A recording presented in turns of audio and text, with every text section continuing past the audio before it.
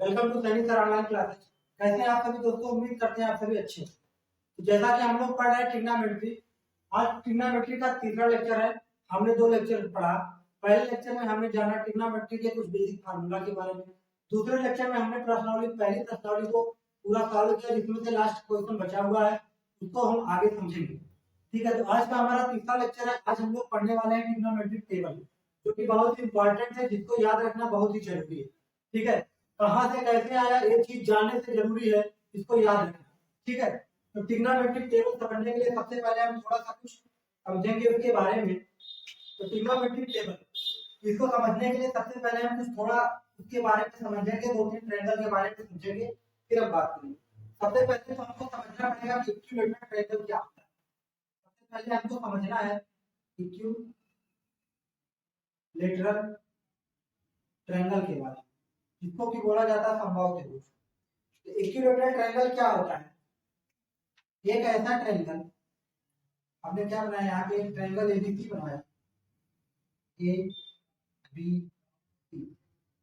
Equilateral triangle क्या होता है? एक ऐसा ट्रायंगल जिसकी तीनों की तीनों साइड क्या होती है? इक्वल होती है। Side A B, side B C और साइड सी, ये क्या है? इक्वल है। तो तीनों हमने मान लिया किसके बराबर? साइड ए के बराबर। पहली कंडीशन क्या है इक्विलेटरल ट्रायंगल की? एक ऐसा ट्रायंगल जिसकी तीनों की तीनों साइड क्या होती है? इक्वल होती है। ऐसे ट्रायंगल को हम लोग इक्विलेटरल ट्रायंगल कहते हैं। दूसरी बात, चूंकि तीनों की तीनों साइड इक्वल है, इसलिए इसके तीनों के तीनों एंगल भी इक्वल होते हैं। और तीनों एंगल कितने होते हैं? तीनों के तीनों एंगल होते हैं हमारे 60 डिग्री। एक ऐसा ट्रायंगल जिसकी तीनों साइड इक्वल हो और तीनों एंगल कितने डिग्री के हो? 60 डिग्री। ईच एंगल 60 डिग्री का हो, ऐसे ट्रायंगल को हम लोग नाम देते हैं इक्विलेटरल ट्रायंगल, यानी कि समबाहु त्रिभुज। आगे चलो, नेक्स्ट। फिर इसी में हम लोग देखते हैं, देखिए हमने क्या किया, एक इक्विलेटरल ट्रायंगल बनाया। हमने एक इक्विलेटरल ट्रायंगल बनाया। ये हमारा एक equilateral triangle A B C है, ए बी सी, जिसके तीनों के तीनों एंगल कितने होते हैं? Each angle are 60 degree.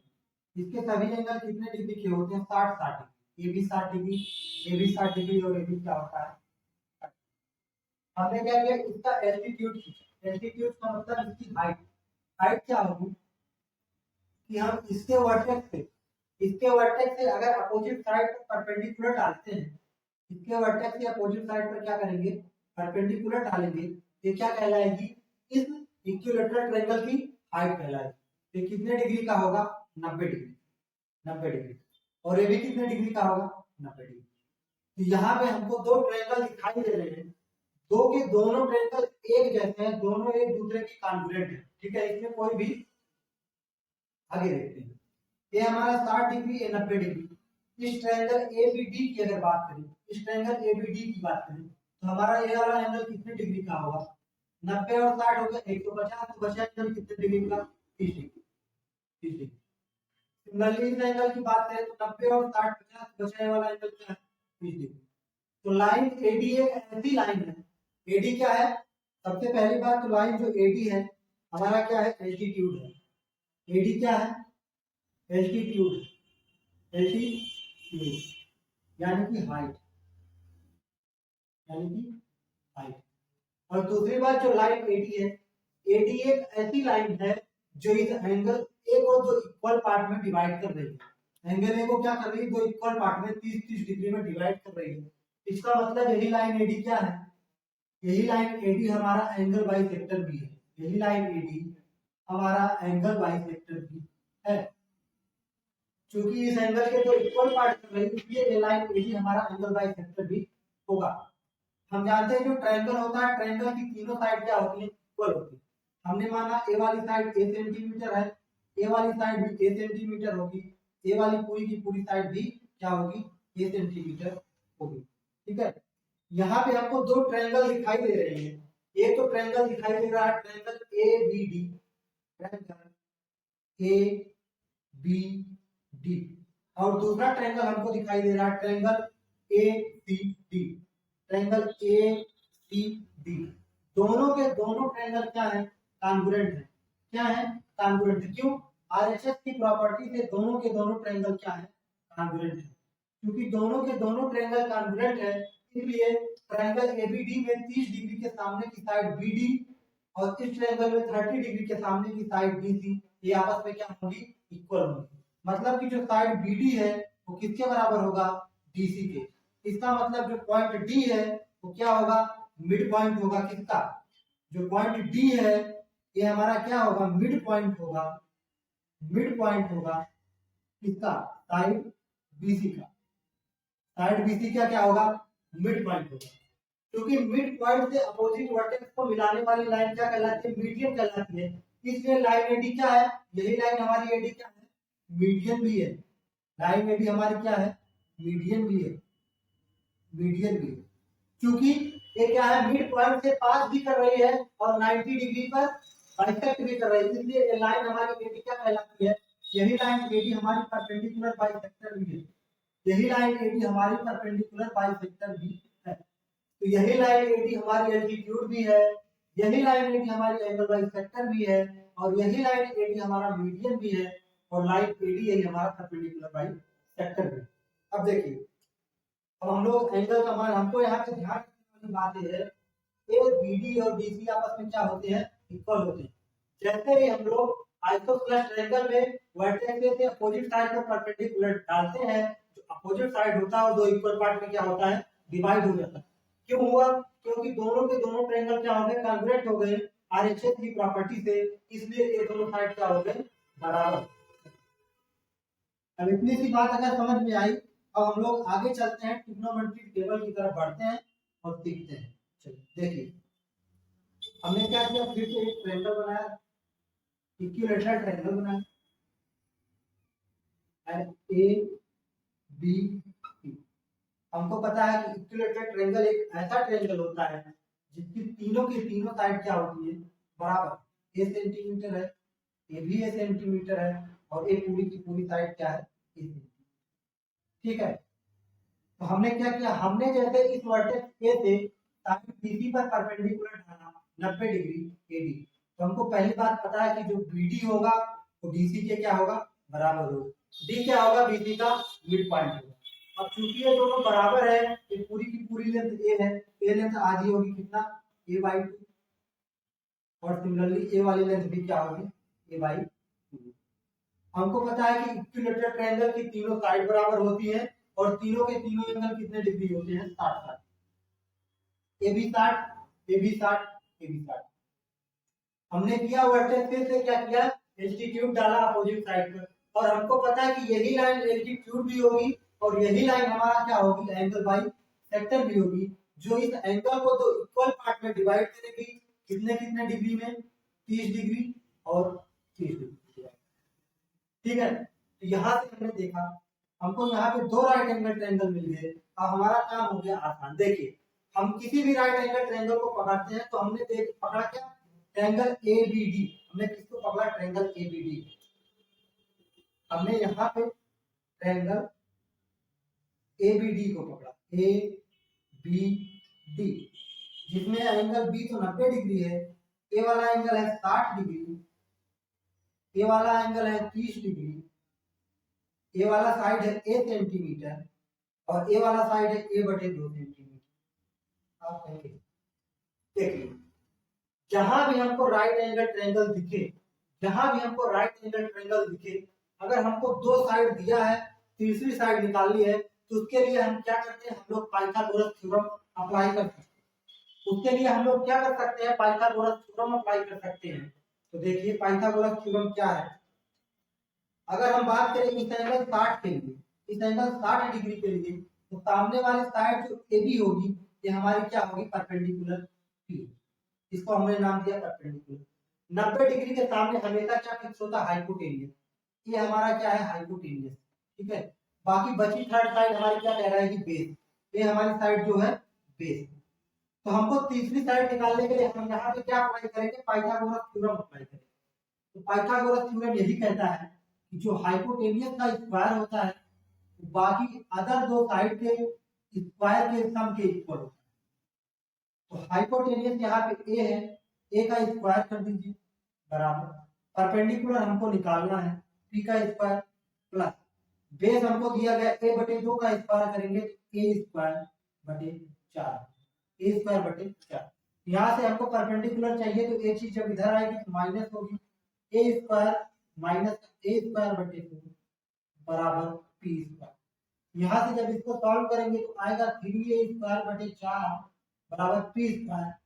जब यहाँ से पी का मान हम लोग निकालेंगे तो कितना आएगा, अंडर रूट 3a बटे, हमने क्या देखा कि यहाँ से हमने परपेंडिकुलर निकाला, कितना आया, अंडर रूट 3a बटे, तो हमने यहाँ से परपेंडिकुलर भी निकाल दिया, साइड ए भी निकाल दिया, साइड ए का मान कितना आया, एल्टीट्यूड का मान कितना आया, अंडर रूट 3 बटे 2a।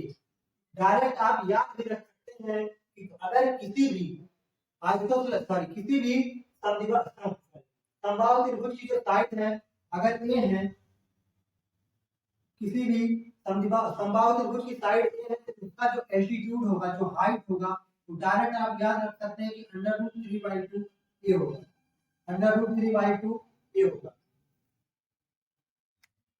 तो इसकी जो एल्टीट्यूड होगी वो क्या होगा, अंडर रूट 3 बटे 2। तो यहाँ से एल्टीट्यूड कितना आ गया, अंडर रूट 3 बटे 2। अब इस फिगर को हम लोग अपने माइंड में याद रखेंगे। अब आगे देखिए हम लोग कैसे साइन 30 डिग्री, साइन 60 डिग्री, इन सब के मान कैसे हम लोग निकालते हैं।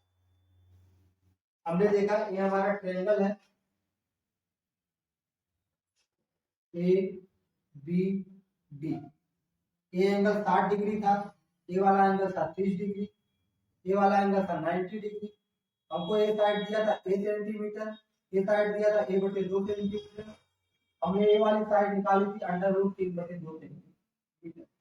अब देखिए हमको रूट 3/2a।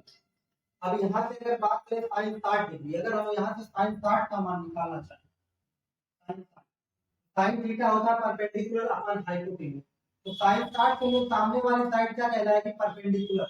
परपेंडिकुलर क्या हो गया, अंडर रूट 3/2a बटे हाइपोटेनियस क्या है, a है। तो यहाँ से a से a कट जाएगा, तो यहाँ से हमको मिला कि साइन 60 का मान जो आया अंडर रूट 3 बटे 2। यहाँ से हमने निकाला साइन 60 की वैल्यू क्या होती है, अंडर रूट 3 बटे 2। अब अगर हमको cos 60 की वैल्यू निकालना है, हम लोग जानते हैं cos 60 क्या होता है, बेस बटे हाइपोटेनियस। cos थीटा होता है बेस बटे, इस एंगल के लिए बेस क्या होगा, BD होगा। तो BD अगर बेस है तो बेस कितना है, a/2, और हाइपोटेनियस कितना है, a सेंटीमीटर। तो यहाँ से a से a कट जाएगा, तो cos 60 की वैल्यू कितनी आ गई, 1/2। ऐसे हम लोग tan 60 की वैल्यू निकालेंगे, सेम ऐसे cos 60 ऐसे हम सब वैल्यू निकालते हैं। अब सिमिलरली अगर हमको sin 30 का मान निकालना हो तो क्या करेंगे, sin 30 के लिए अभी इस एंगल के लिए सामने वाली साइड हमारे परपेंडिकुलर होगी और ये वाली साइड क्या होगी, हाइपोटेनियस। तो sin थीटा क्या होता है, परपेंडिकुलर अपॉन हाइपोटेनियस। तो sin थीटा परपेंडिकुलर क्या हो गया, a/2 बटे हाइपोटेनियस a, इससे कट जाएगा तो sin 30 का मान आ गया 1। सिमिलरली इसी तरीके से हम लोग cos 30 निकालेंगे, इसी तरीके से हम लोग tan 30 निकालेंगे, इसी तरीके से हम लोग का मान निकाल सकते। लेकिन निकालने से ज्यादा जरूरी है, इसको याद रखना, निकालना उतना ज्यादा इंपॉर्टेंट नहीं है। चीज कहाँ से आई, कैसे आई, इसके पीछे आप लोग ना भागिए, हमको ज्यादा जरूरी है कि इसको याद रखना, किस तरीके से, किसी भी तरीके से हम इसको याद रख सके, वही हमारे लिए इम्पोर्टेंट है। ठीक है, तो इस तरीके से हम लोग 30 डिग्री और 60 डिग्री के मान निकाल सकते हैं एक इक्विलेटरल ट्रायंगल बना के, समबाहु त्रिभुज बना के। अब आगे देखते हैं कि हम लोग 45 डिग्री मान कैसे निकालते हैं। तो 45 डिग्री का मान निकालने के लिए हमको सीखना पड़ेगा आइसोसेलेस राइट एंगल ट्रायंगल के बारे में। आइसोसेलेस राइट एंगल ट्रायंगल, जैसा कि पिछली कक्षा में हमने पढ़ा, जो आइसोसेलेस राइट एंगल ट्रायंगल होता है वो एक ऐसा ट्रायंगल होता है जो जिसका एक एंगल 90 डिग्री हो और साथ ही साथ कोई भी दो साइड क्या हो, इक्वल हो। जो दोनों साइड इक्वल होते हैं उसके अपोजिट एंगल भी इक्वल होते हैं, और दोनों के दोनों एंगल कितने कितने डिग्री के होते हैं, 45 साइड ए बी और साइड बी सी इक्वल है। हमने माना side A B a centimetre है और बी सी भी ए सेंटीमीटर है, और जब हम पाइथागोरस थ्योरम लगा के हाइपोटेनियस निकालेंगे फिर आएगा अंडर रूट 2 ये सेंटीमीटर। फिर से वही काम करके हम लोग साइन 45 cos 45 tan 45 का मान निकालेंगे। ये सब प्रूव करना कोई जरूरी नहीं है, हमको डायरेक्ट थ्योरम रिजल्ट याद रखना है। हमको ट्रिग्नोमेट्रिक टेबल डायरेक्ट याद रखना है, प्रूव करने का कोई मतलब नहीं है। देखिए ट्रिग्नोमेट्रिक टेबल,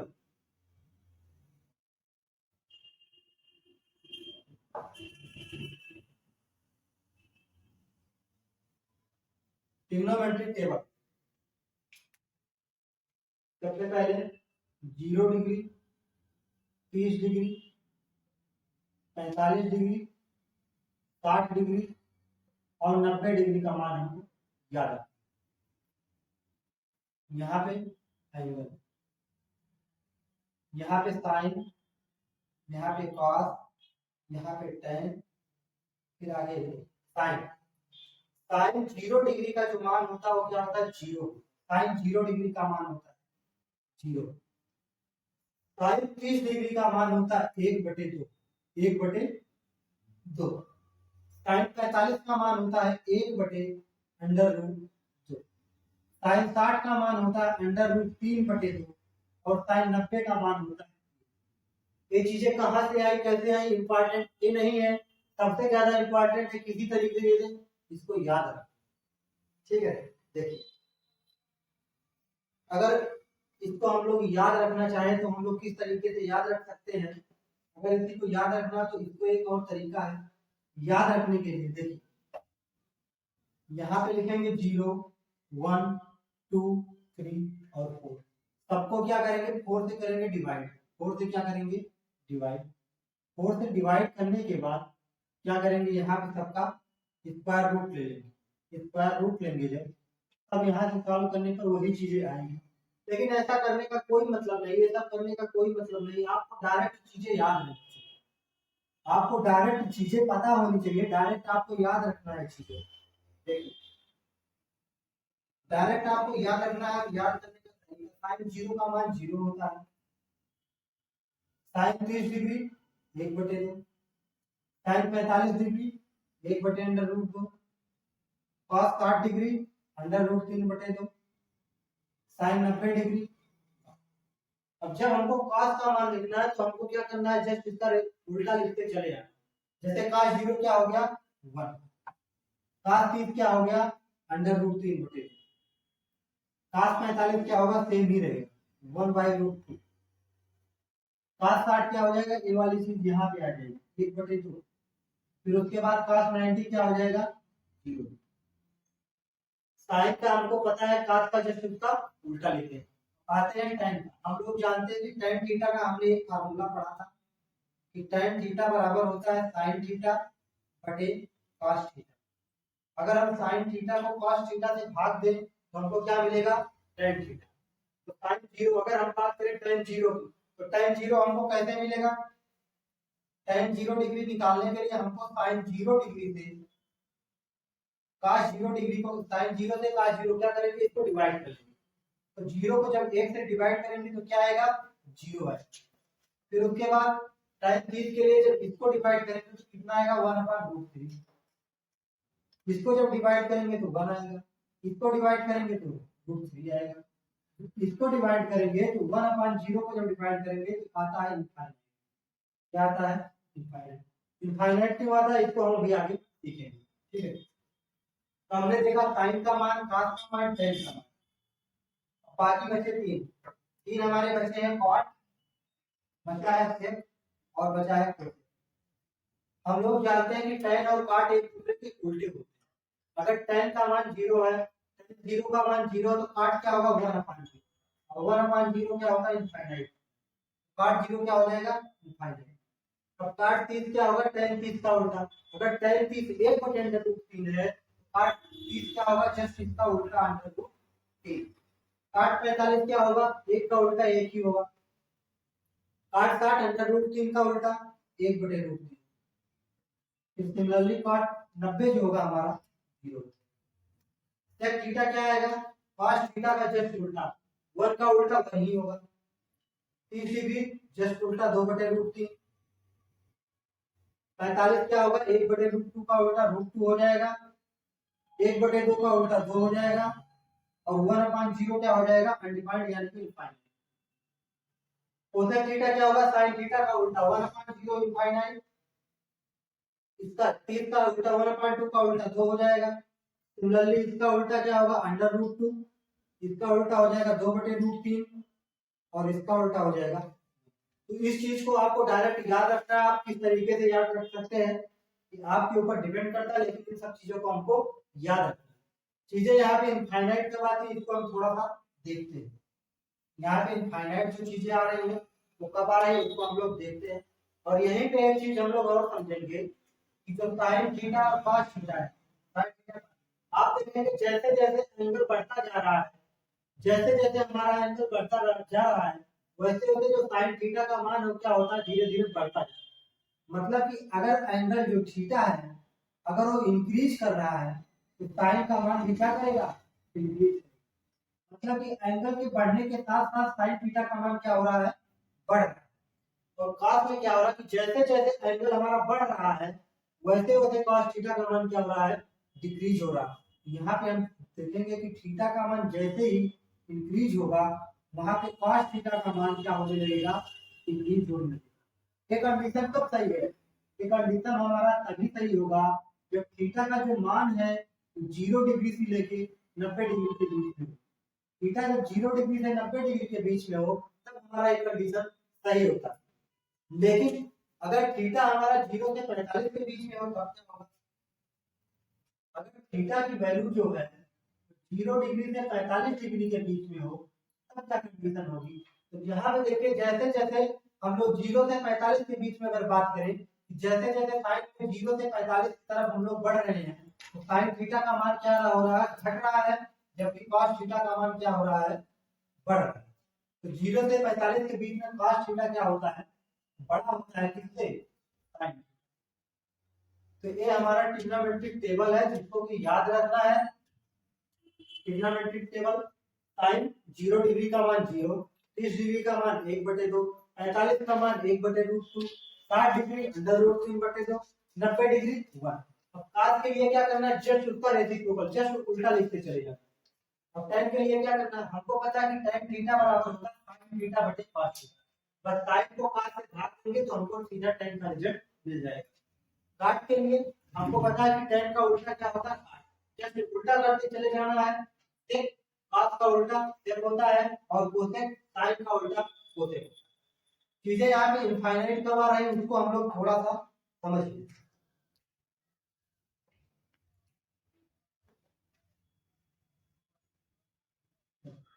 क्योंकि हम यहाँ पे जो इनफाइनाइट चीजें आ रही है उसको हम लोग, चलिए हम लोग देखते हैं चीजें कब अनडिफाइंड आती हैं, कब जीरो आता है, कब नॉट डिफाइंड होता है। हमने इस चीज को नंबर सिस्टम में पढ़ा था, तो यहाँ भी हम थोड़ा सा समझ लेते हैं। देखिए जैसे हमारे पास एक नंबर दिया गया 18, एक नंबर क्या है 18। अगर हम इस 18 को 6 से भाग दे रहे हैं कितनी बार जाएगा, 3 बार, 3 बार जाएगा 6 से, यहाँ पे रिमाइंडर क्या बचा, 0। ठीक है, हमने क्या किया, 18 को भागा गया 6 से, कितनी बार गया, 3 बार, रिमाइंडर आया 0। इसी चीज को हम एक और तरीके से बोल सकते हैं क्या, कि हम लोग 18 को अगर 6 से भाग दें, 18 को 6 इस तरीके से लिखा गया, इसका मतलब जो 18 है 18 को किससे भाग दिया रहा है, 6 से। जिससे हम लोग भाग देते हैं उसको हम लोग बोलते हैं डिवीजर, उसको क्या बोलते हैं, डिवीजर। बस इतना ध्यान रखता है कि जिससे भाग दिया जाता है उसको बोला जाता है डिवीजर। 18 को 6 से भाग देने का क्या मतलब है, 18 को 6 से भाग देने का मतलब है जो हमारा डिवीजर है इस 6 में हम एक ऐसे नंबर से मल्टीप्लाई कर दें कि हमको 18 मिल जाए, तो आप कहेंगे वो नंबर होगा 3। वो नंबर क्या होगा, 3। 18 को 6 से भाग देने का मतलब है कि डिवीजर में आप एक ऐसे नंबर से मल्टीप्लाई कर दीजिए कि आपको रिजल्ट 18 मिल जाए, तो आप कहेंगे वो नंबर होगा 3। इसी कॉन्सेप्ट का हम यूज करेंगे। देखिए जैसे अगर हमने 1 को 1 से भाग दिया तो क्या करेंगे, 1 को 1 से भाग देने का क्या मतलब है, इस 1 में किसी ऐसे नंबर से मल्टीप्लाई कर दे रिजल्ट 1 आए, तो आप कहेंगे वो नंबर क्या होगा, 1। 1 में अगर हम लोग 1 से मल्टीप्लाई करेंगे तो क्या आएगा, 1 आएगा। जब भी हम 1 को 1 से डिवाइड करते हैं तो हमेशा क्या आता है, 1। मतलब किसी भी संख्या को, अगर कोई संख्या a है उसको खुद से डिवाइड करते हैं तो रिजल्ट हमेशा क्या आता है, एक आता है। ठीक है, तो एक को एक से डिवाइड करेंगे तो क्या आएगा, एक। अब जीरो को अगर हम लोग एक से डिवाइड करते हैं तब क्या, जीरो को एक से, जीरो को एक से भाग देने का मतलब है कि एक में आप ऐसी संख्या से गुणा कर दीजिए कि जीरो आए। जो हमारा एक है, एक में आप ऐसी संख्या से गुणा करिए जीरो आ जाए। आप कहेंगे एक में अगर हम लोग जीरो से गुणा करेंगे तो क्या आएगा, जीरो आए। मतलब कि जब हम लोग जीरो को एक से भाग देते हैं तो हमेशा रिजल्ट क्या आता है, जीरो आता है। ठीक है, अब अगर हम लोग एक को जीरो से भाग देंगे तब क्या है, एक को जीरो से भाग देंगे तब। अब एक को जीरो से भाग देने का मतलब है इस जीरो में हम किसी ऐसे नंबर से मल्टीप्लाई कर दें कि हमको एक मिल जाए। इस जीरो में हम किसी ऐसे नंबर से मल्टीप्लाई कर दें एक मिल जाए। हम जानते हैं कि जीरो को हम किसी भी नंबर से मल्टीप्लाई करें तो हमेशा जीरो आता है। तो हमारे पास ऐसा कोई नंबर है ही नहीं जिसको हम इस जीरो में मल्टीप्लाई कर दें कि एक आ जाए। हम मान लेते हैं ऐसा कोई बहुत बड़ा नंबर होगा जिसको हम लोग जीरो में मल्टीप्लाई करने पर एक पा सकते हैं। उस बड़े नंबर का नाम हम लोग दे देते हैं इनफाइनाइट। क्या देते हैं, इनफाइनाइट। अब नेक्स्ट है, अगर हम लोग जीरो को जीरो से भाग दें तब, जीरो को जीरो से भाग दें। अब इस जीरो को ऐसे नंबर से गुणा करो कि जीरो आ जाए, जीरो में ऐसे नंबर से गुणा करो कि जीरो आ जाए। आप जानते हैं कि जीरो में हम किसी से मल्टीप्लाई करें तो जीरो आएगा। जीरो में हम जीरो से करें, वन से करें, दो से करें, तीन से करें, चार से करें, हम किसी भी नंबर से जीरो में मल्टीप्लाई करें तो हमेशा जीरो ही आएगा। तो जीरो को जीरो से भाग देने का मतलब इस जीरो में किसी ऐसे नंबर से मल्टीप्लाई करें कि जीरो आएगा। आप बोलेंगे कि जीरो में हम जीरो से मल्टीप्लाई करेंगे तब भी जीरो आएगा, जीरो में अगर वन से मल्टीप्लाई करें तब भी आएगा, अगर दो से करें तब भी आएगा, तीन से करें तब भी आएगा। मतलब जीरो में हम किसी भी नंबर से मल्टीप्लाई कर ले तो जीरो आएगा। तो जीरो को जब जीरो से भाग दे रहे हैं तब हम लोग डिफाइन ही नहीं कर पा रहे हैं कि यहाँ पे आंसर क्या आएगा। तो ये चीज क्या है, नॉट डिफाइंड, नॉट डिफाइंड। क्योंकि ये चीज नॉट डिफाइंड है इसीलिए हम लोग इसको बोलते हैं अनडिफाइंड। तो अनडिफाइंड अलग चीज है, इनफाइनाइट अलग चीज है। तो इसी को हम देखिए, इसी को हम अच्छे से लिखते हैं, नोट बना के, नोट में लिख देते हैं। हमने समझा दिया, उसका कंक्लूजन क्या हम समझते हैं। अगर हम एक को एक से डिवाइड करते हैं तो हमेशा रिजल्ट क्या आता है, एक। ठीक, अगर हम लोग जीरो को यन से डिवाइड करते हैं, यन, कंडीशन है कि यन का जो मान है वो जीरो के बराबर ना हो।